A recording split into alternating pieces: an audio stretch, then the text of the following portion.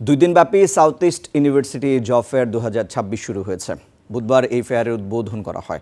ঊর্ধ্বতন কর্মকর্তা ও প্রতিনিধিরা, শিল্প বিশেষজ্ঞ, গবেষক, শিক্ষক, শিক্ষার্থীবৃন্দ এবং বর্তমান ও প্রাক্তন শিক্ষার্থীরা এই আয়োজনে অংশ নিচ্ছেন। 6 ও 7 মে 2 দিনব্যাপী এই আয়োজনে 2টি সেমিনার সহ বিশেষায়িত সেশন আয়োজন করা হবে।